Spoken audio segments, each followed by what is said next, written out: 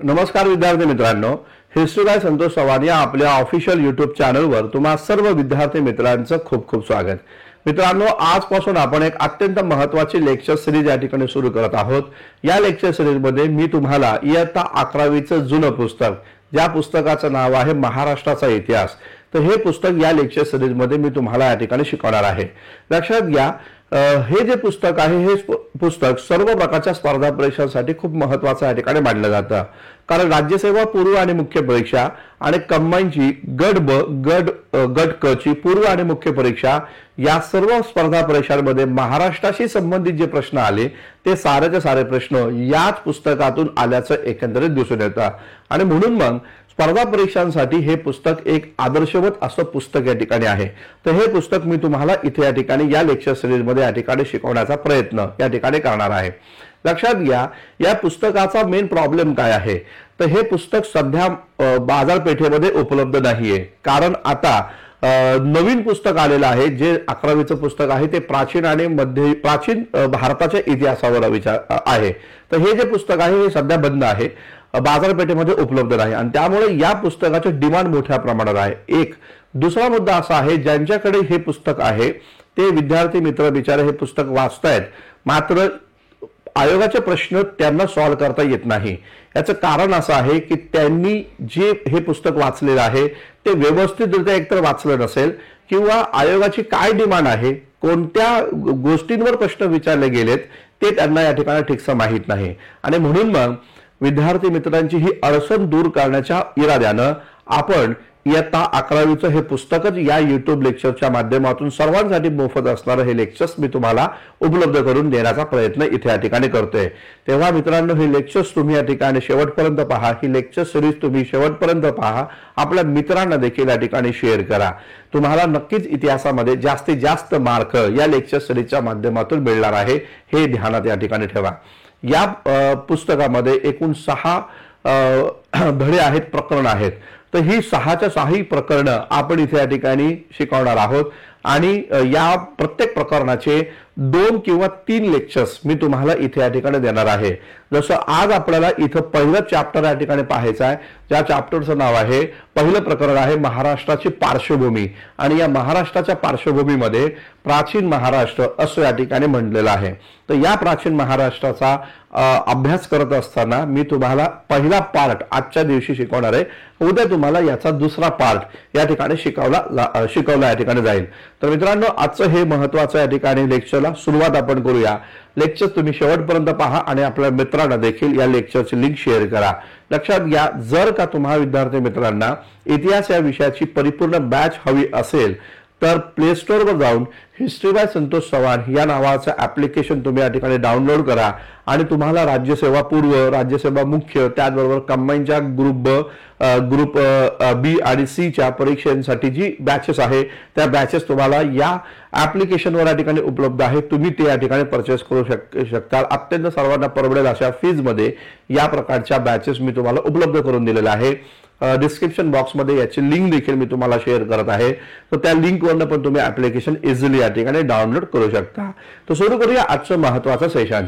आता बघा, महाराष्ट्राची पार्श्वभूमी काय आहे त्याचं अध्ययन करत असताना या पुस्तकामध्ये पहिला चॅप्टर दिलेला आहे, ज्याच्यामध्ये म्हटलेलं आहे प्राचीन महाराष्ट्र.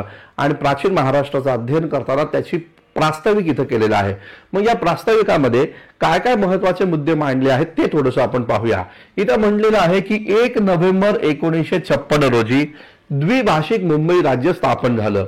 आता लक्षात घ्या, द्विभाषिक मुंबई राज्य जे होतं, जे 1 नोव्हेंबर 1956 जे या ठिकाणी स्थापन झालं, तर हे कसं स्थापन झालं, तर यासाठी भारत सरकारनं राज्य पुनर्रचना आयोग निर्माण केला होता आणि ज्या आयोगाचे अध्यक्ष हे फाजल अली या ठिकाणी होते.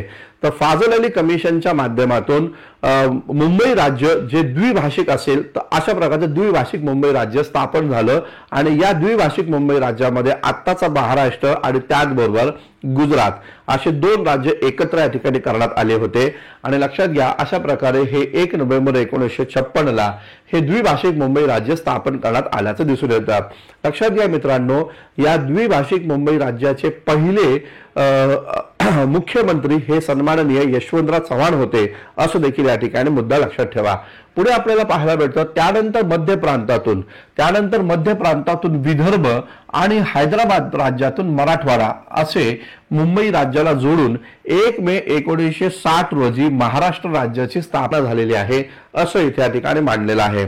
तर लक्षात घ्या, महाराष्ट्र राज्याच्या निर्मितीला एक दीर्घकालीन संघर्ष आपण या ठिकाणी पाहतो, ज्या संघर्षाला संयुक्त महाराष्ट्राची चळवळ असं या ठिकाणी म्हटलंय।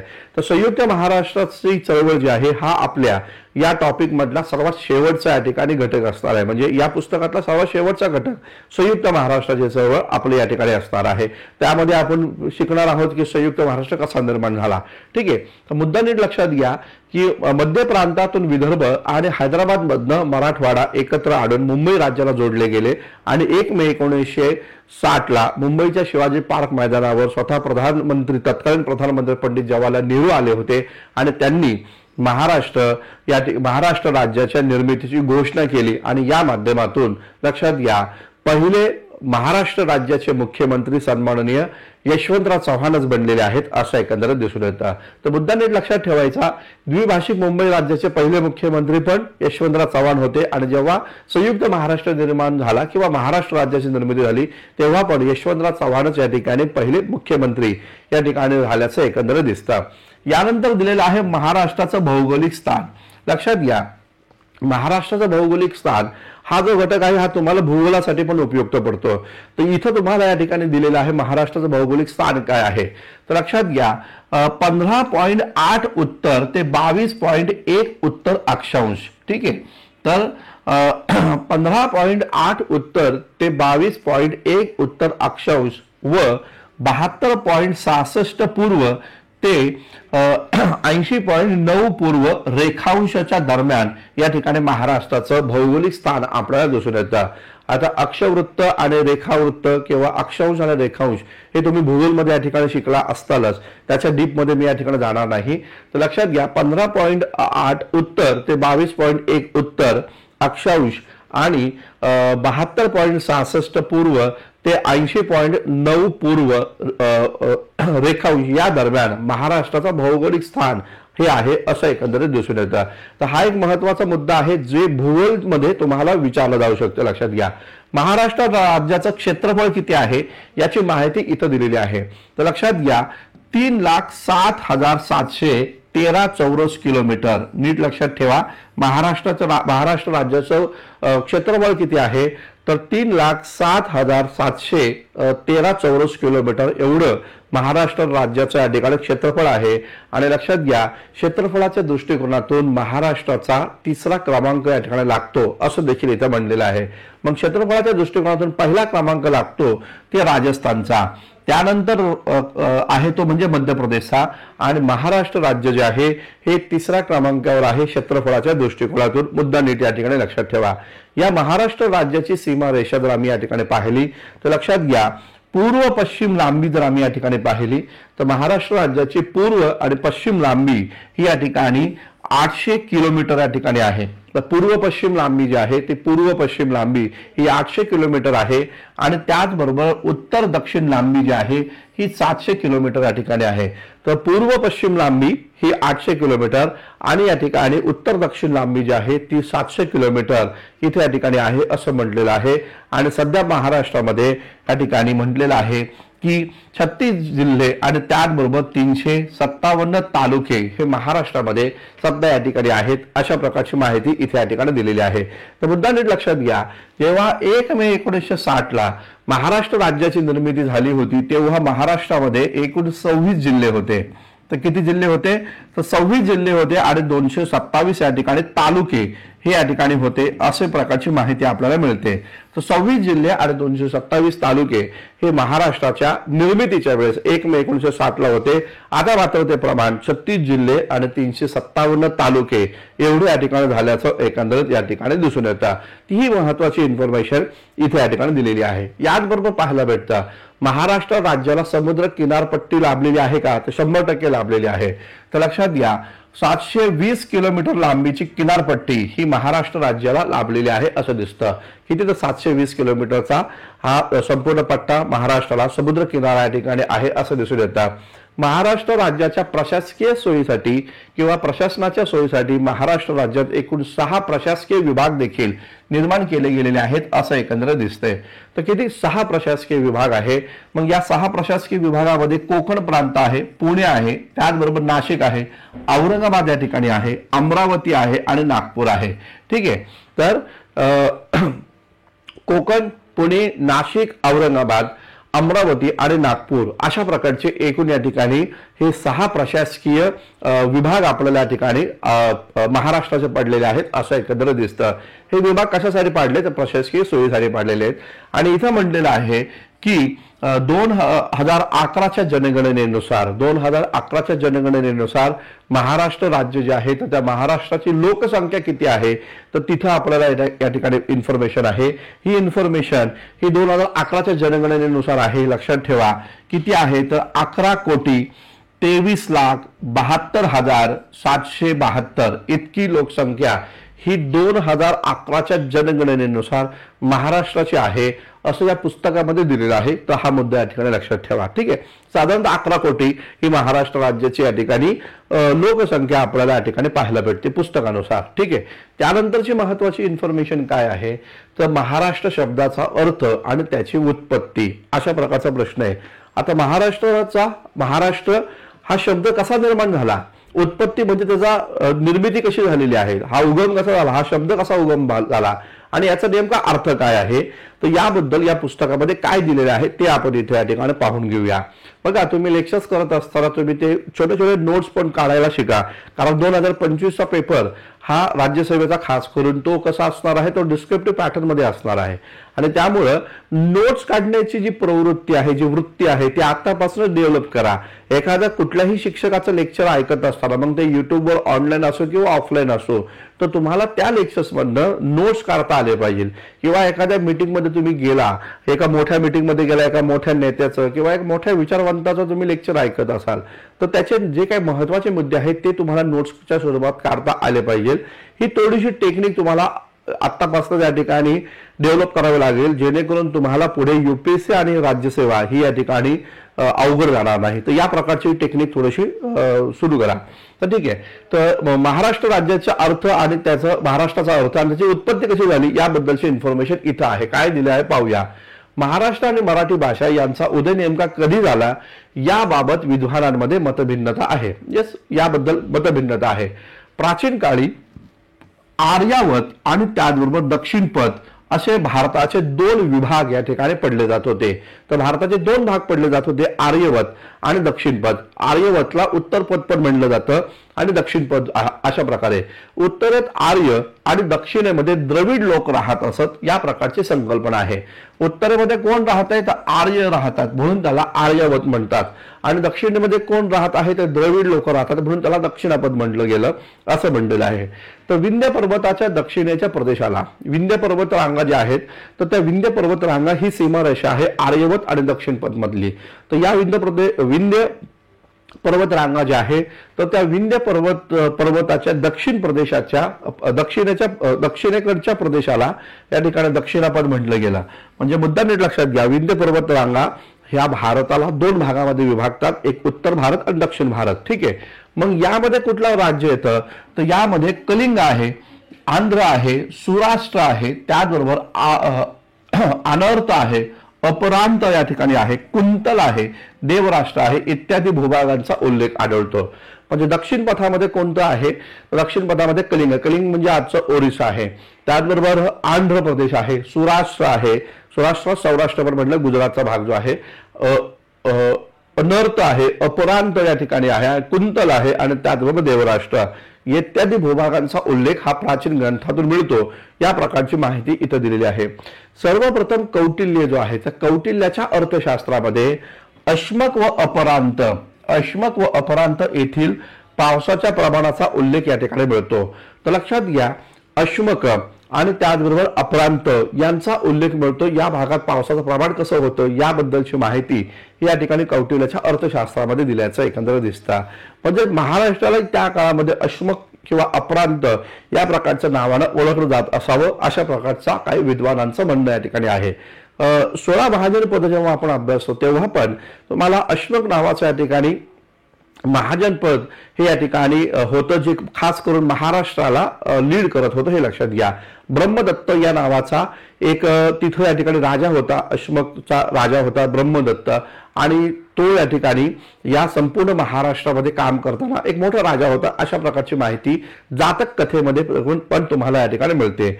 इथं म्हटलेलं आहे इसवी सन पूर्व 3ऱ्या शतकात सम्राट अशोकाच्या काळात महारठ्ठ प्रदेशात धर्मोपदेशकांना बौद्ध धर्माचा प्रचार करण्यासाठी पाठवल्याचा उल्लेख शिलालेखातून मिळतो. म्हणजे महाराष्ट्राला महारठ्ठ अशा प्रकारचं नाव या ठिकाणी दिलं गेलेलं होतं आणि या प्रकारचा नावाचा उल्लेख हा सम्राट अशोकाच्या शिलालेखांमध्ये पाहायला मिळतो. म्हणजे महाराष्ट्रात त्या काळामध्ये महारठ्ठ अशा नावानं संबोधलं गेल्याचं देखील या ठिकाणी पाहायला मिळतं. ठीक आहे, तर महाराष्ट्राला महारठ्ठ असं पण या ठिकाणी म्हटलं गेलेलं आहे. या प्रकारची माहिती या पुस्तकात दिलेली आहे. पुढे आपल्याला या ठिकाणी पाहायला भेटतं सातवाहन जे आहे, सातवाहन.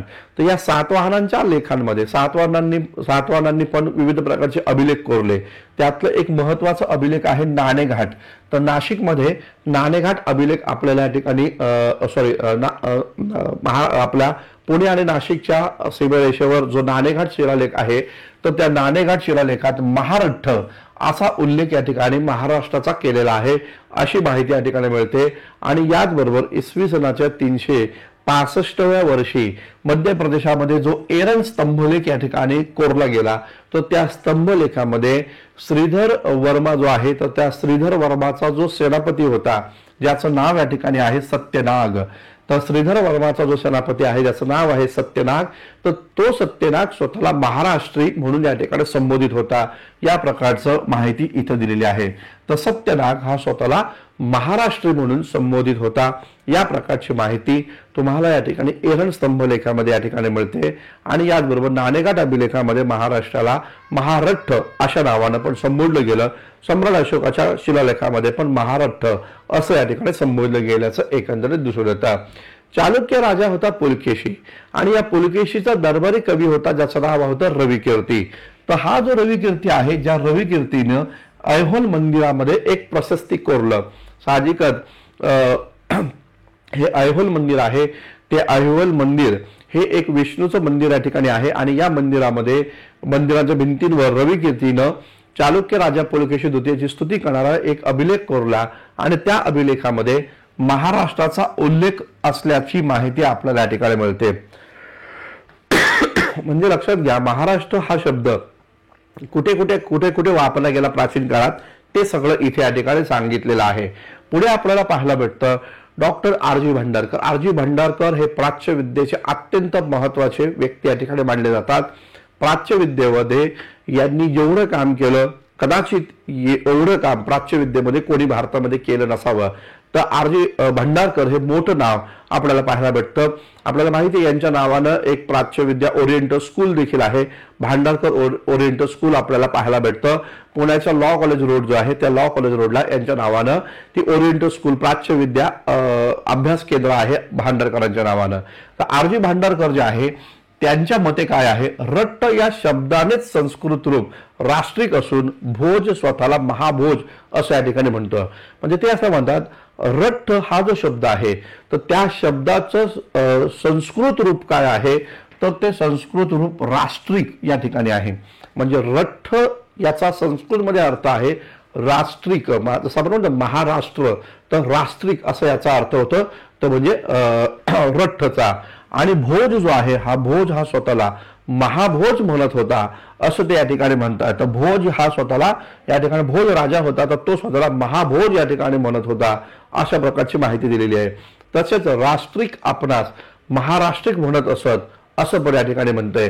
म्हणजे काय, ते असं म्हणतात की राष्ट्रिक जे आहेत, हे जे राष्ट्रिक, या भूभागावर राहणारे जे राष्ट्रिक लोक आहेत ते स्वतःला महाराष्ट्रिक म्हणत होते, असं या ठिकाणी आर.जी. भंडारकर या ठिकाणी म्हणताना एकंदरीत दिसून येतं.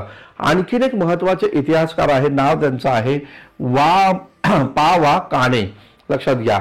तर पा वा काणे जे आहेत एक मोठे इतिहासकार आहेत, त्यांनी पण या संदर्भात भूमिका मांडलेली आहे. त्यांचं असं म्हणणं आहे, महाराष्ट्र हे नाव कुठल्या जातीवरून पडलेले नसून ते प्रदेशाच्या विस्तारावरून पडले आहे, असं त्यांचं म्हणणं आहे.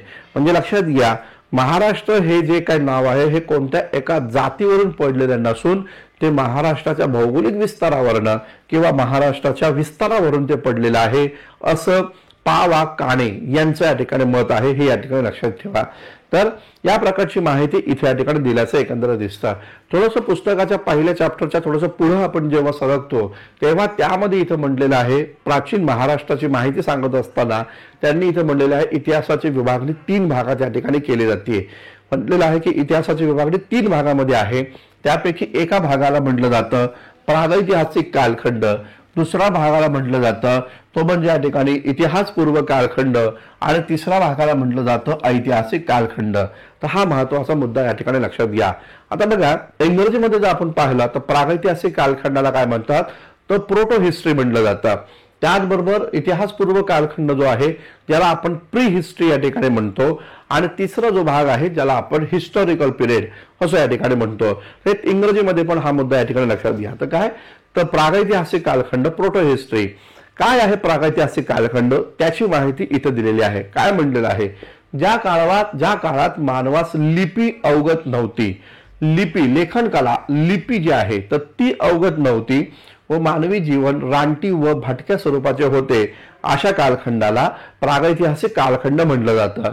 म्हणजे लिपी अस्तित्वात नाही आणि मानवी जीवन कसं आहे, भटकंती करणारं आहे, रानटी आहे, असा जो कालखंड आहे त्या कालखंडाला प्रागैतिहासिक कालखंड या ठिकाणी म्हटलं जातं.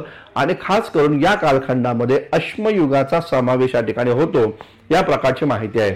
म्हणजे प्रोटो हिस्ट्री काय आहे, प्रागैतिहासिक कालखंड काय आहे, की ज्या काळामध्ये लिपी अवगत नव्हती, लेखन कला अवगत या ठिकाणी नव्हती, असा कालखंड. आणि तो कालखंडामध्ये मानवी जीवन भटकंती करत होते, ते लोक रानटी स्वरूपातील होते, जंगलांमधली कंदमुळं खाऊन जंगलामधल्या प्राण्यांची शिकार करून ते आपली उपजीविका चालवत होते, असा कालखंड जो आहे त्याला प्रागैतिहासिक कालखंड म्हटलेला आहे. या प्रकारचा मुद्दा इथं आहे. त्यानंतर आहे इतिहासपूर्व काळ, ज्याला प्री हिस्टॉरिकल पिरियड असं या ठिकाणी म्हटलं जातं. आता प्री हिस्टॉरिकल पिरियड काय आहे, तर प्रागैतिहासिक कालखंडापेक्षा या काळामध्ये माणूस हा प्रगत झालेला होता. प्रागैतिहासिक कालखंडापेक्षा या काळामध्ये माणूस हा प्रगत झालेला होता. मग इथं आपल्याला पाहायला भेटतं, या काळामध्ये मानवाला लिपी अवगत झाली होती. या काळामध्ये माणसाला लिपी अवगत झाली होती, लेखन कला त्याला या ठिकाणी अवगत झालेली होती. मात्र ही लिपी जी आहे ही अस्पष्ट किंवा गूढ आहे. ही लिपी कशी आहे, अस्पष्ट आहे, स्पष्ट नाही आहे आणि गूढ स्वरूपामध्ये आहे. तर लक्षात घ्या, या लिपीचं वाचन करण्यात आपल्याला या आधुनिक काळामध्ये यश मिळालं नाही, आणि म्हणून मग या कालखंडाला प्री हिस्टॉरिकल पिरियड असं म्हणलं जातं. म्हणजे समजून घ्या, प्रोटो हिस्टॉरिकल काय, प्रागैतिहासिक कालखंड काय, तर असा कालखंड ज्या कालखंडामध्ये मानवी जीवन हे भटकंती करणारा होतं, तो काल माणूस त्यामध्ये रानटी होता, त्याला लिपीचं ज्ञान नव्हतं, लेखन कलेचं ज्ञान नव्हतं, असा कालखंड प्रागैतिहासिक कालखंड. मग या कालखंडामध्ये अश्मयुग किंवा पाषाणयुग हा या ठिकाणी मोडला जातो. प्री हिस्टॉरिकल पिरियड काय आहे किंवा इतिहासपूर्व कालखंड काय आहे, की ज्या काळामध्ये माणूस थोडासा प्रगतशील राहिलेला आहे, त्याला लिपीचं ज्ञान आहे, मात्र ही जी लिपी त्यांनी लिहिलेली आहे ती अस्पष्ट आहे, ती गूढ स्वरूपातील आहे. त्या काळातल्या लोकांची लिपीचं ज्ञान आजच्या या प्रगत समाजाला नाही, म्हणून मग ती लिपी वाचण्यामध्ये अपयश या ठिकाणी आलं, आणि त्यामुळं हा जो कालखंड आहे हा इतिहासपूर्व कालखंड या नावानं संबोधलं जातं. मग या कालखंडामध्ये इंडस व्हॅली संस्कृती जी आहे, इंडस व्हॅली सिव्हिलायझेशन, सिंधू संस्कृती, हडप्पा संस्कृती इत्यादींचा समावेश या इतिहासपूर्व कालखंडामध्ये होतो. कारण इंडस व्हॅलीमध्ये तुम्ही पाहू शकता की प्रत्येक गोष्टींवर, भांड्यांवर, विटांवर काही ना काहीतरी लिहिलेलं आहे, मात्र ते काय लिहिलेलं आहे ते आजच्या या समाजाला वाचता आलं नाही, ती लिपी अवगत या ठिकाणी नाहीये. आणि म्हणून मग लिखित स्वरूपातील साधनांवरनं याचा अभ्यास करण्यास अडचण निर्माण होती. म्हणून मग याला काय म्हणलं जातं, प्री हिस्टॉरिकल पिरियड, याला इतिहासपूर्व कालखंड असं म्हणलं जातं. ऐतिहासिक कालखंड काय आहे तो नीट पाहूया. ऐतिहासिक कालखंड म्हणजे इतिहास लेखनाला सुरुवात झाली. मग इथं म्हणलं की ज्या काळात लिखित ऐतिहासिक पुरावे प्राप्त होतात, तर ज्या काळामध्ये ऐतिहासिक पुरावे हे लिखित स्वरूपामध्ये या ठिकाणी प्राप्त होतात त्या कालखंडाला ऐतिहासिक कालखंड म्हटलं जातं.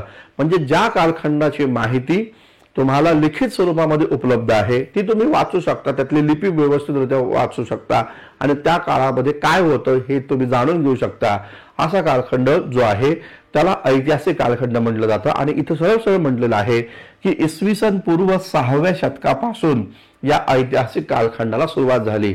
म्हणजे लक्षात घ्या, 6वं शतक म्हणजे काय, हे त्या काळातलं महाजन पदाचं कालखंड आहे. महाजन पद जो आहे आणि ज्या काळामध्ये सिद्धार्थ गौतम बुद्ध, ज्या काळामध्ये वर्धमान महावीर यांसारखे लोक जन्माला आले, त्या कालखंडापासून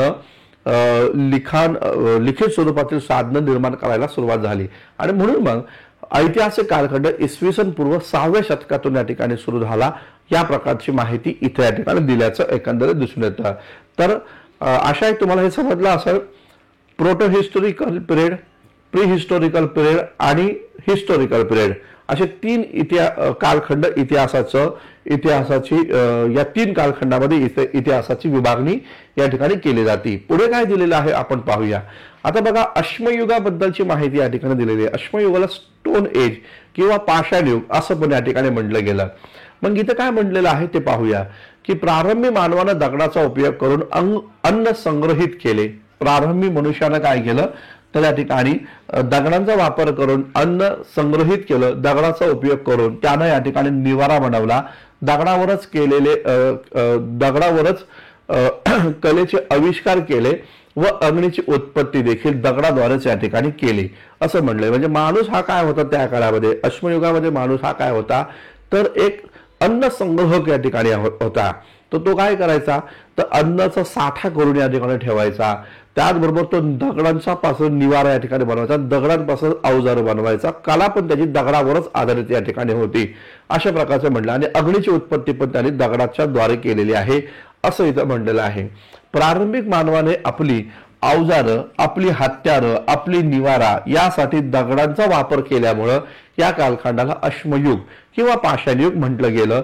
या प्रकारची माहिती इथं दिलेली आहे. पुढे म्हटलेलं आहे भारतामध्ये सन 1863 साली रॉबर्ट ब्रूस फूट, आता राज्यसभेच्या विद्यार्थ्यांसाठी याचं नाव माहिती असणं गरजेचं आहे. ठीक आहे. 1863 साली रॉबर्ट ब्रूस फूट या भूतत्व विद्वानाला मद्रास जवळील पल्लवरम येथे सर्वप्रथम पुराश्मयुगीन पाषाणोपकार या ठिकाणी मिळाल्यावर अश्मयुगातही भारतात लोकवस्ती असल्याचे निश्चित या ठिकाणी झालं. म्हणजे लक्षात घ्यायचं असं म्हणलेलं आहे की मद्रासच्या जवळ या ठिकाणी पल्लवरम नावाचं जे ठिकाण आहे तर त्या पल्लवरम या ठिकाणामध्ये पाषाण काळातील दगडी उपकरणं या रॉबर्ट ब्रूस फूटला 1863 साठी सापडले. आणि म्हणून मग भारतामध्ये देखील पाषाण कालीन वसाहती होत्या किंवा अश्मयुग भारतामध्ये आलं होतं अशा प्रकारची माहिती रॉबर्ट ब्रूस फूटच्या संशोधनातून पुढे आलेली आहे. अशा प्रकारची माहिती या ठिकाणी मिळते. ठीक आहे. तर ते पल्लवरम जे आहे तर ते या ठिकाणी नाव लक्षात ठेवायचं मद्रासच्या जवळचं. पुढे आपण पाहू शकतो अश्मयुग. आता लक्षात घ्या, अश्मयुगाची विभागणी 3 भागामध्ये केली जाते. अश्मयुगाची विभागणी 3 कालखंडात आहे. एकाला म्हटलं जातं पुराश्मयुग, दुसरा आहे मध्य अश्मयुग आणि तिसरा आहे नव अश्मयुग. म्हणजेच काय, पुरापाषाण, दुसरा आहे मध्य पाषाण आणि तिसरा आहे नवपाषाण. तर अशा प्रकारचे 3 कालखंड हे पाषाण युगाचे मानले जातात. मग याचा कालखंड आपण इथं म्हटलेला आहे 3 लाख, इसवी सन पूर्व 3 लाख पासून ते इसवी सन पूर्व 8000 पर्यंतचा कालखंड हा पुरापाषाण युग मानला जातो. त्याचबरोबर इसवी सन पूर्व 8000 पासून ते इसवी सन पूर्व 4000 वर्षापर्यंतचा कालखंड हा या ठिकाणी मध्याश्मयुग मानला जातो. आणि नवाश्मयुगांमध्ये इसवी सन पूर्व साधारणतः 4000 पासून ते इसवी सन पूर्व जे आहे 1000 पर्यंतचा कालखंड जो आहे हा या ठिकाणी नवाश्मयुगाचा कालखंड इथे या ठिकाणी मानला जातो. तर या प्रकारची माहिती इथे या ठिकाणी दिलेली आहे असं एकंदर दिसतं. तर हा मुद्दा या ठिकाणी लक्षात घ्या. तर 3 भागांमध्ये पाषाण युग विभागला गेल्याचं दिसतं. आता बघा, पुराश्म युग जो आहे तर त्या पुराश्म युगाची माहिती इथं या ठिकाणी दिलेली आहे. पॅलिओलिथिक एज असे देखील या ठिकाणी पुराश्म युगाला इंग्रजीमध्ये म्हटलं जातं. काय तर पॅलिओलिथिक एज हा पण एक मुद्दा लक्षात ठेवा. कारण बघा, मराठी तर आपण शिकतोय, मराठीचं सगळं मराठीमधलं तर आपण सगळा अभ्यास करतोय, मात्र इंग्रजी नावं पण आपल्याला माहिती असणं गरजेचं आहे. तर पॅलिओलिथिक एज म्हणजे पुरापाषाण युग असं या ठिकाणी आहे. आता या काळातली मानवाची वैशिष्ट्य काय आहे तो मुद्दा इथं दिलेला आहे. तर पुराश्मयुगीन मानवी जीवन हे भटक्या स्वरूपाचं आहे. तर माणूस कसा होता तर भटकंती करणारा होता पुराश्म युगामध्ये. या काळातील मानव ऊन, थंडी, वारा, पाऊस आणि हिंस्त्र प्राणी, ऊन, थंडी, वारा, पाऊस आणि हिंस्त्र प्राण्यापासून स्वतःचं रक्षण करण्यासाठी ते नैसर्गिक गुहा आणि त्याचबरोबर मोठ्या शिळांचा आश्रय या ठिकाणी घेत होते. म्हणजे दगडांमध्ये, दगड कपडामध्ये, गुहांमध्ये ते या ठिकाणी राहत होते. का बरं?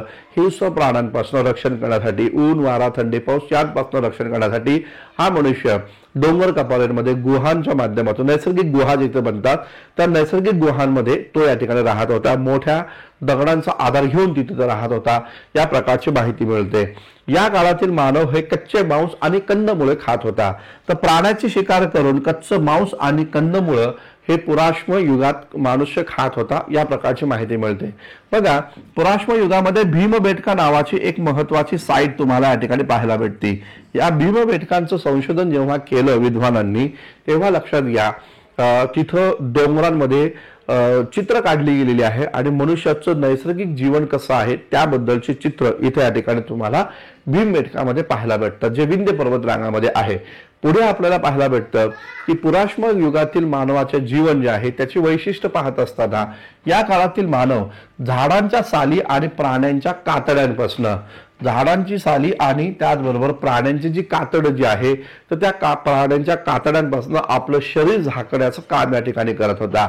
तर झाडपाला लावायचं आपलं शरीर झाकण्यासाठी प्राण्यांची जी कातडं आहेत ती गुंडाळून तो आपलं शरीर या ठिकाणी झाकत होता.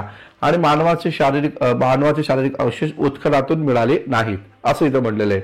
इथं म्हटलेलं आहे की या कालखंडातील मानवाचे जे अवशेष आहेत ते उत्खनातून मिळालेले नाहीत पुरापाषाण युगातले. हा पण एक मुद्दा इथं दिलेला आहे. पुढे काय म्हटलेलं बघा, मानव शिकारीसाठी ओबडधोबड व आकाराने मोठ्या दगडांचा वापर करत. तर शिकार करण्यासाठी कशाचा वापर केला जायचा तर दगडांचाच वापर केला जायचा. आणि हे दगड कसे आहेत? ओबडधोबड आणि त्याचबरोबर या ठिकाणी आकाराने मोठी असणारी दगड आहे. आता बघा, मुद्दा नीट लक्षात घ्या, जेव्हा आकारानं मोठी असणारी दगड तुम्ही शिकारीसाठी वापरता तेव्हा लक्षात घ्या ते शिकार तुमच्या जवळ आलं पाहिजे.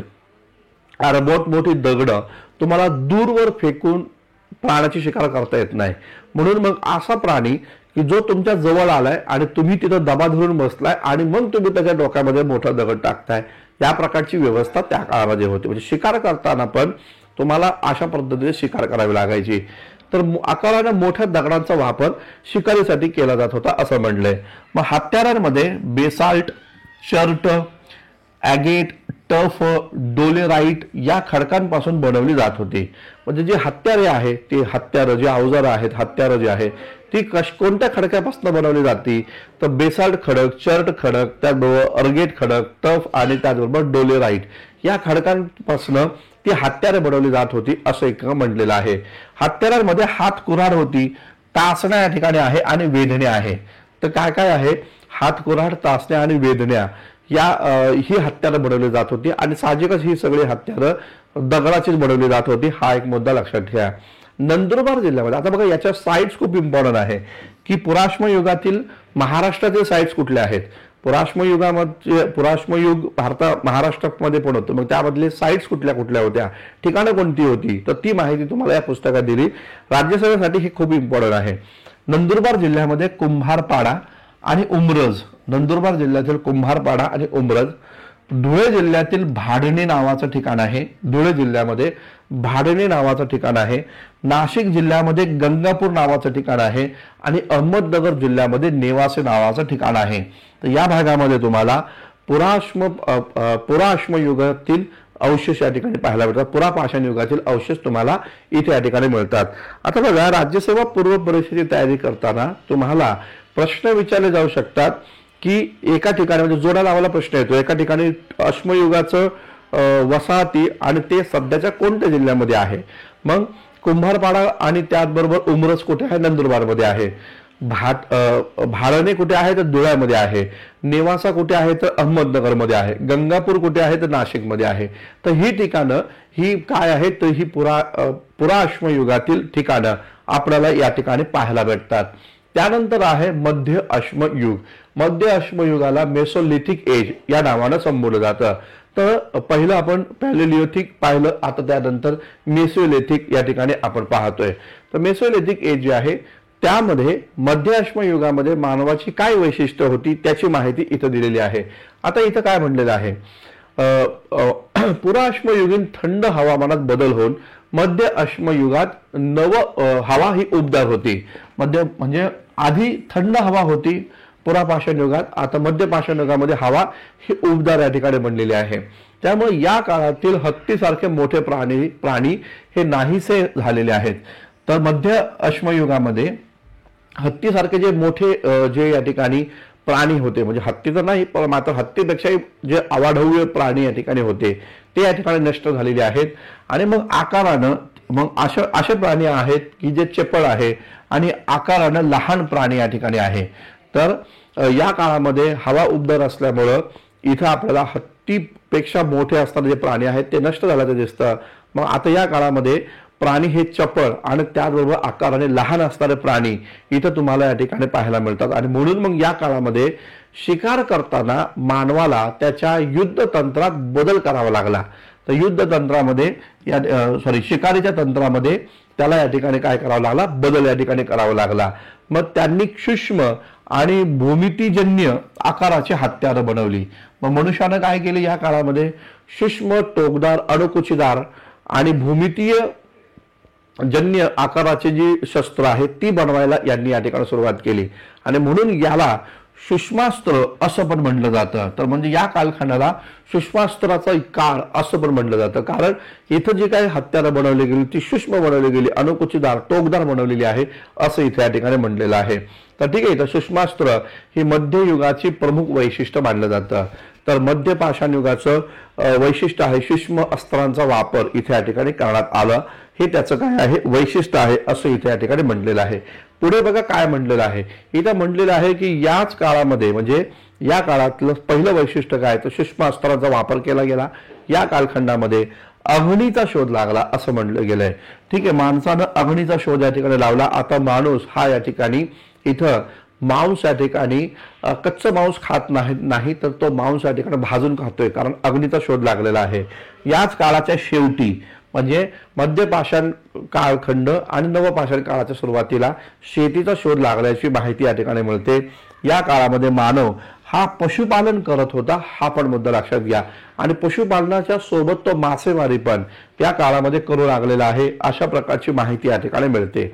याचबरोबर काय आहे पहा, तर या काळामध्ये हत्यारांमध्ये हात कुऱ्हाडी, वेधण्या, टाचण्या आणि तिरागरे जे आहे.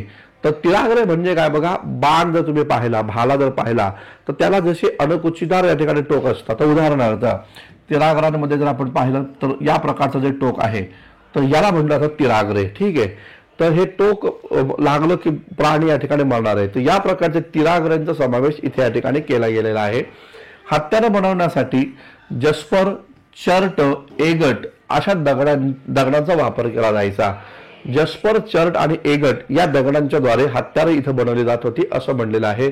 याच काळातील लोकांनी मृदभांड बनवण्याची कला देखील अवगत केली होती. म्हणजे बघा, मृदभांड संस्कृतीचा जन्म इथूनच झाल्याचं दिसून येतं मध्य पाषाण युगामध्ये. म्हणजे भांडी बनवण्याची कला इथे या ठिकाणी सुरू करण्यात आली. ओखली आणि मुसळ तुम्हाला या काळामध्ये पाहायला भेटतं. तर ओखली आणि मुसळ हे पहिलं भांड आहे, लक्षात ठेवा. तर हे तुम्हाला या ठिकाणी या काळामध्ये निर्माण झाल्याचं एकंदरीत दिसून येतं. पुढे बघा, शिकारीसाठी व संरक्षणाच्या भावनेतून मानव हा टोळी करून राहू लागलेला आहे असं दिसतं. तर मनुष्य हा शिकार करण्यासाठी आणि स्वतःचं रक्षण करण्यासाठी समूहाद्वारे राहत होता, टोळी करून तो राहू लागलेला आहे. या प्रकारची माहिती इथं दिलेली आहे. मग शिकार करणाऱ्या प्राण्यांमध्ये पण बदल झाला. मग माणूस कशाची शिकार करू लागला, गायीची शिकार करू लागला, बैलाची शिकार करू लागला, म्हैस याची शिकार करू लागला. घोडा, शेळी, मेंढी इत्यादी प्राण्यांची शिकार तो या ठिकाणी करू लागलेला आहे. या प्रकारची माहिती इथं दिलेली आहे. पुढे म्हणलेलं आहे, पुरलेल्या मृताजवळ सापडलेल्या दैनंदिन वापरातील भांडी व हत्यारांवरून त्या काळातील मानवाचा मरणोत्तर जीवनावर विश्वास असल्याचे दिसून येतात. म्हणजे काय पहा, मध्य पाषाण युगातील जेव्हा तुम्ही संशोधन करू लागले मध्य पाषाण युगाचा, तेव्हा उत्खनन केल्यानंतर या काळामध्ये मनुष्याला गाडलं गेलं होतं. तर त्या प्रकारच्या थडग्यांचं जेव्हा उत्खनन झालं तेव्हा तिथं मानवी सांगाडा तर सापडला, परंतु मानवी सांगाडाच्या सोबत तिथं मातीची भांडी देखील सापडलेली आहे. याच्याच वर्ण तुम्हाला या ठिकाणी पाहायला भेटतं. या काळामध्ये हे संकल्पना डेव्हलप झाली होती की माणूस मृत झाल्यानंतर पण जीवन आहे, आत्मा ज्याला आपण म्हणतो, तर मग ते जीवन आहे. मग तो माणूस मृत झाल्यानंतर स्वर्गात जातो किंवा नरकात जातो, ही संकल्पना आत्ता जशी तुम्हाला पाहायला मिळते तशाच प्रकारची संकल्पना त्या काळातही डेव्हलप झालेली आहे. या प्रकारची माहिती इथे या ठिकाणी दिलेली आहे, हे लक्षात घ्या. तर मृत्यूनंतरचं जीवन आहे अशी संकल्पना मध्य अश्मयुगामध्ये पाहायला मिळते. नेवासे, त्याचबरोबर नांदेड, जळगाव आणि गोदावरी खोऱ्यामध्ये या भागातील हत्यारे म्हणजे या काळातील हत्यारे सापडलेली आहे. तर नेवासे, नांदेड, जळगाव आणि गोदावरीच्या खोऱ्यामध्ये मध्याश्म युगातील अवजारं सापडलेली आहे असं इथं म्हटलेलं आहे. पुढे आपण पाहूया नवाश्म युग. नवाश्म युग जे आहे, या नवाश्म युगाला निओलिथिक एज असं इंग्रजीमध्ये या ठिकाणी म्हटलं जातं. ठीक आहे, तर निओलिथिक एज हा मुद्दा या ठिकाणी लक्षात घ्या. नवाश्म युग, आता या नवाश्म युगाचे काय वैशिष्ट्य आहे त्याबद्दलची माहिती आपल्या या 11वीच्या पुस्तकात काय दिलेली आहे ती आपण पाहूया. इथं म्हणलेलं आहे, दगडी नांगराद्वारे शेती काळाचं तंत्र विकसित झालं. म्हणजे बघा, मध्य पाषाण युगात शेती काळाचं तंत्र विकसित झालं, मात्र दगडी अवजाराच्या द्वारे शेत नांगरण्याचं तंत्र हे नवाश्म युगामध्ये झालेलं आहे असं इथं म्हणलेलं आहे. शेतीसाठी उपयुक्त अवजारांची निर्मिती ही मानवानं इथं केल्याचं एकंदर दिसतं. म्हणजे नांगर, त्याचबरोबर तुम्हाला खुरप, जे काही गोष्टी लागतात तर ती अवजारं, शेतीची उपयुक्त अवजारं या काळामध्ये निर्माण केल्याचं एकंदरीत या ठिकाणी पाहायला भेटतं. या काळातील मानवानं अन्न संचयन करण्यासाठी मृद भांड्याचा वापर केल्याचं एकंदरीत दिसतं. म्हणजे अन्न संचयन करत असताना त्यांनी मातीची भांडी बनवायला सुरुवात केली होती. म्हणजे मातीच्या भांड्यांमध्ये अन्नाचा साठा ठेवला जात होता.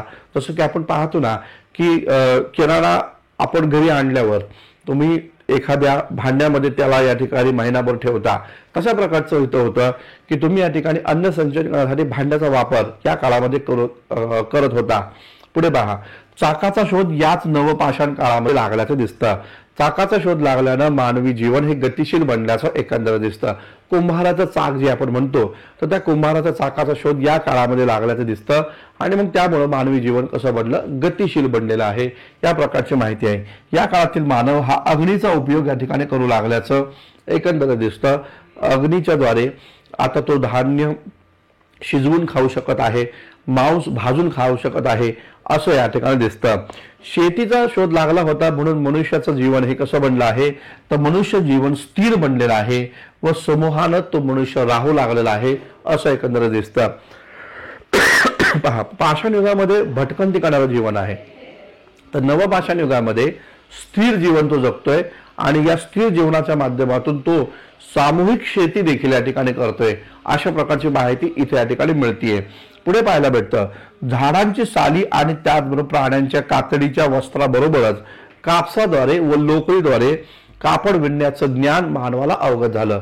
म्हणजे पाषाण युगामध्ये मनुष्य झाड पाल्यानं आपलं शरीर झाकत होता, प्राण्यांची कातडी काढून तो आपल्या शरीराभोवती गुंडाळत होता.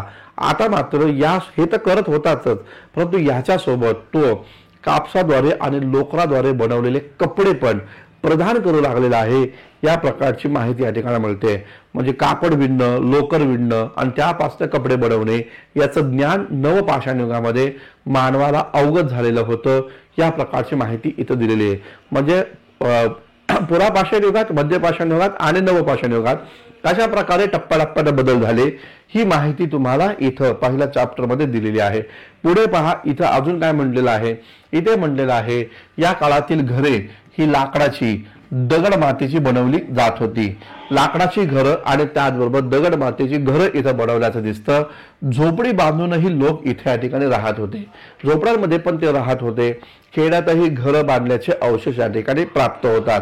तर खेड्यांमध्ये पण या ठिकाणी घरं बांधले गेल्याचं एकंदरीत दिसून येतं. याचबरोबर या काळातील मानव हे कसे आहेत तर मूर्तीपूजक आहे.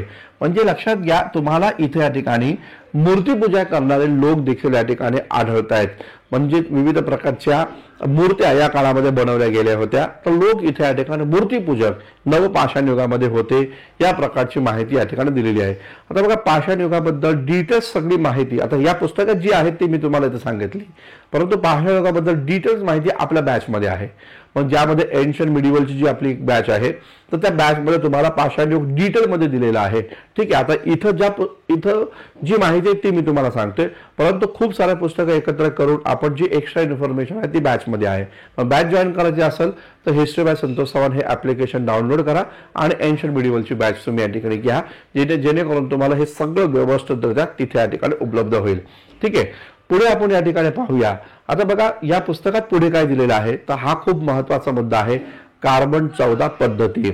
तर कार्बन 14 ज्याला C14 या नावानं पण संबोधलं जातं आणि या पद्धतीबद्दलची माहिती इथे या ठिकाणी दिलेली आहे. कार्बन 14 पद्धत काय आहे ते नीट समजून घेऊ. आधी याच्यामध्ये काय दिलेलं आहे पुस्तकामध्ये ते पाहूया आणि मग मी तुम्हाला एक्स्ट्रा इन्फॉर्मेशन आणि सोप्या भाषेमध्ये समजावून सांगण्याचा प्रयत्न करतोय.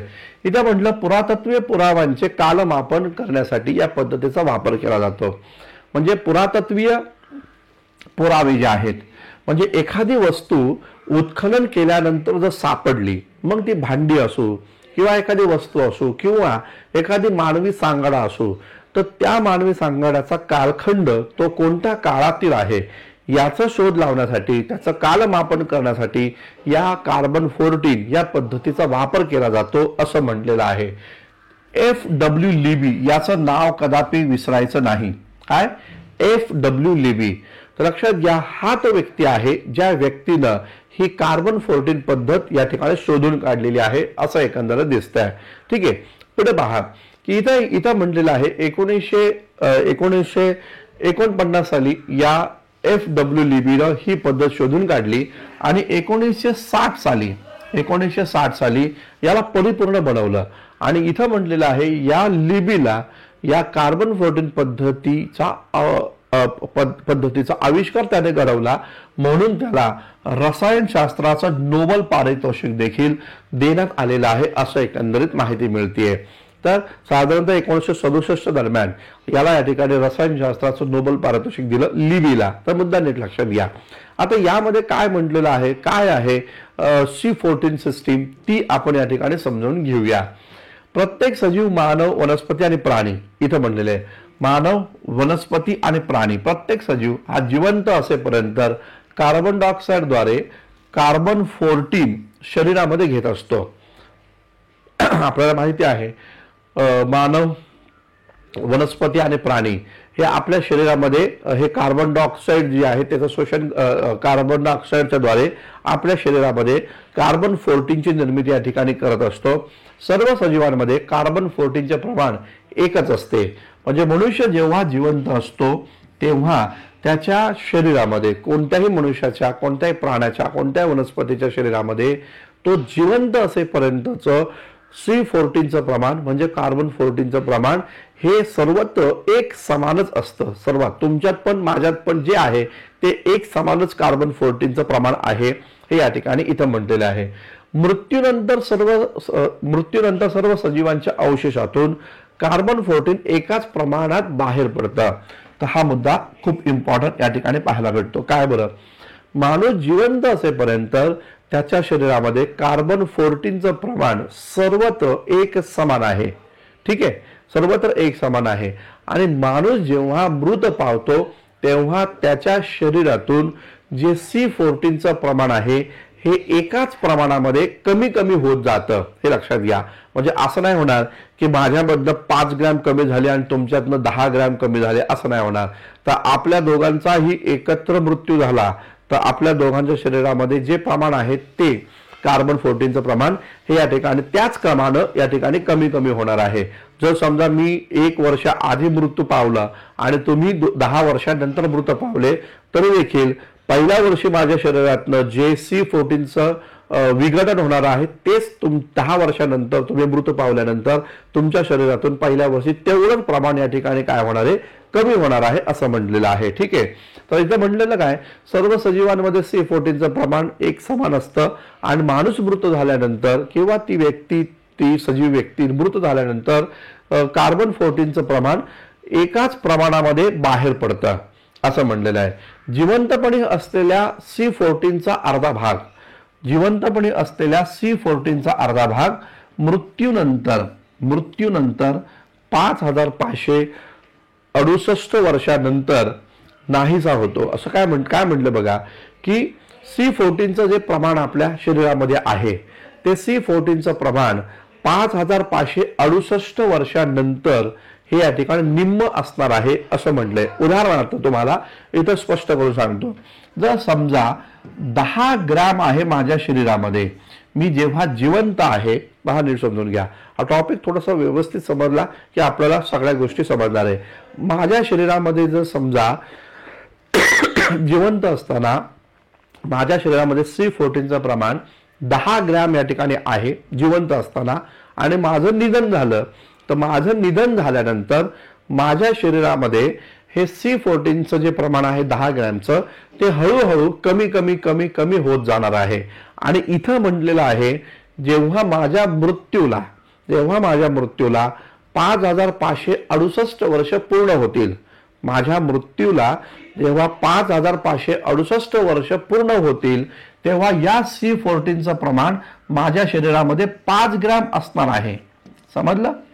तेव्हा माझ्या शरीरामध्ये हे C14चं प्रमाण 5 ग्रॅम असणार आहे. म्हणजे माझं मृत्यू किती वर्षापूर्वी झाला होता, तर 5568 वर्षापूर्वी माझा मृत्यू झाला होता किंवा 5568 वर्षापूर्वी मी जिवंत होतो असा दाखला तुम्ही या ठिकाणी देऊ शकता.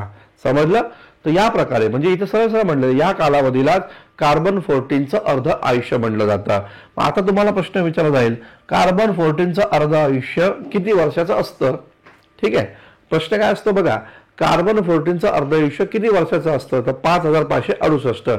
ही फिगर लक्षात ठेवायची. समजलं का? परत मी सोप्या भाषेमध्ये तुम्हाला समजावून सांगण्याचा प्रयत्न करतो की जे पुराश्म युगातील अवशेष आहे त्याला आपण पुरातत्वीय अवशेष म्हणतो. तर ते अवशेष कोणत्या कालखंडापूर्वीचे आहे, किती वर्षांपूर्वीचे आहे, त्यांचा कालमापन करण्यासाठी C14 ही पद्धत वापरली गेली आणि या पद्धतीचा शोध F.W. लिबीने लावला. त्याला रसायनशास्त्राचा नोबेल पारितोषिक देखील 1960च्या दशकामध्ये मिळाला. ठीक आहे, काय आहे तर इथं म्हणलेलं आहे प्रत्येक सजीवामध्ये तो जिवंत असताना कार्बन डायऑक्साईडच्या माध्यमातून त्याच्या शरीरामध्ये C14चा समावेश या ठिकाणी होतो. आणि इथं म्हणलेले प्रत्येक सजीवामध्ये C14 तो जिवंत असताना एक समान पातळीवरती आहे. प्रत्येक सजीवामध्ये C14चं प्रमाण एका समान प्रमाणामध्ये आहे. ती व्यक्ती, तो प्राणी, ते वनस्पती मृत पावल्यानंतर एका समान पातळीवरच एका समान प्रमाणातच या ठिकाणी त्याच्या शरीरातील C14चं प्रमाण टप्प्याटप्प्यानं क्रमाक्रमानं कमी होणार आहे. आणि हे जे कमी होण्याचं प्रमाण आहे हे सर्व सजीवांमध्ये एकसारखंच या ठिकाणी आहे असं म्हटलंय. दुसरा महत्वाचा मुद्दा इथं असं दिलेला आहे की मनुष्य मृत पावल्यानंतर त्याच्या शरीरातील C14चं प्रमाण हळूहळू कमी होतं आणि जेव्हा त्याच्या मृत्यूला 5568 वर्ष पूर्ण होतील तेव्हा त्याच्या शरीरामध्ये C14चं प्रमाण निम्म असेल. म्हणजे तो जिवंत असताना त्याच्या शरीरामध्ये 10 ग्रॅम C14 आहे, तर त्याचं 5568 वर्षानंतर त्याच्या शरीरामध्ये निम्म हे C14 या ठिकाणी असणार आहे. अशा प्रकारची माहिती इथे या ठिकाणी दिलेली. म्हणजे जर का एखादी व्यक्तीच्या शरीरामध्ये C14चं प्रमाण निम्म्यापेक्षा जास्त असेल तर समजायचा हा व्यक्ती या ठिकाणी अलीकडच्या काळात म्हणजे 5568 वर्षांच्या आधी जिवंत होता. म्हणजे थोडा लवकर जिवंत, म्हणजे तो खूप जास्त जुना नाहीये. मात्र एखाद्या व्यक्तीच्या शरीरामध्ये C14चं प्रमाण निम्म किंवा निम्म्यापेक्षा जास्त कमी असेल तर समजायचं की 5568 वर्षांच्याही पेक्षा जास्त जुना हा व्यक्ती आहे. या प्रकारे म्हणजेच काय, C14 जे आहे ते C14च्या द्वारे पुरातत्वीय किंवा म्हणू शकतो पुरातत्वीय जे अवशेष आहेत त्यांची कालमापनाची पद्धत शोधण्यासाठी किंवा कालमापन ते कोणत्या काळामध्ये जिवंत होते, त्यांचा कार्यकाळ काय आहे ते सांगण्यासाठी ही C14 पद्धत अस्तित्वात आली. आणि या C14चं अर्ध आयुष्य 5568 एवढे वर्षाचं आहे, हे या ठिकाणी लक्षात घ्या. तर तुम्हाला C14 बद्दल मी एक स्पेशल व्हिडिओ आपल्या यूट्यूब चॅनलवर या ठिकाणी केलेला आहे. तिथं अजून जास्त चांगल्या प्रकारे समजत असेल तर तो पण व्हिडिओ एकदा पाहून घ्या, जिथं एकदम डिटेलमध्ये मी तुम्हाला 15-20 मिनिटाचं लेक्चर त्यामध्ये दिलेलं आहे. तर या प्रकारची माहिती C14 बद्दलची इथं दिलेली आहे. तर या प्रकारे मित्रांनो आजचं हे पहिला चॅप्टर मधलं पहिलं लेसन, पहिलं टॉपिक, पहिला पार्ट आपण त्या ठिकाणी संपवलेला आहे. उद्याच्या सेशनमध्ये याचा दुसरा पार्ट जो आहे त्यामध्ये इंडस व्हॅली पासून सातवाहन पर्यंतचा मध्य कालखंडापर्यंतचा इतिहास आपण उद्याच्या सेशनमध्ये पाहूया. हे लेक्चर तुम्हाला कसं वाटलं, ही लेक्चर सिरीज कंटिन्यू ठेवायची का, इयत्ता 11वीचं पुस्तक तुम्हाला सगळं व्यवस्थितरित्या शिकवण्याचा माझा विचार आहे. तर ही लेक्चर सिरीज कंटिन्यू ठेवायची का, याबद्दल तुमची काय प्रतिक्रिया आहे त्या देखील तुम्ही कमेंट्स बॉक्समध्ये या ठिकाणी जरूर या ठिकाणी मांडा. थांबूया आपण. धन्यवाद. Thank you very much.